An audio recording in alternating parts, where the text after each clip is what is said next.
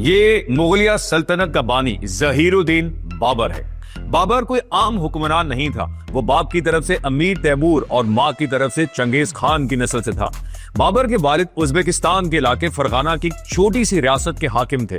बाबर अभी 12 बरस का हुआ था कि वालिद चल बसे तो चचा और मामू ने बगावत कर दी। कब उमर बाबर कभी तख्त पर तो कभी फर्श पर और कभी भागकर जंगों में रूपोश होने पर मजबूर हुआ।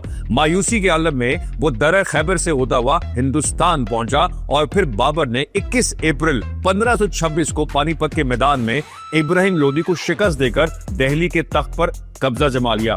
बाबर वो पहला हुक्मरान था जिसने जंग में गन पाउडर का इस्तेमाल किया। कहा जाता है कि बाबर को राणा सांगा ने हिंदुस्तान पर हमला करने की दावत दी थी। इसका ख्याल था कि बाबर अपने जंदे अमजद अमीर तैमूर की तरह दिल्ली फतह करके वापस चला जाएगा। बाबर को अगरचे दिल्ली का तख्त ताज तो मिल गया, लेकिन वो इस पर खुश न था।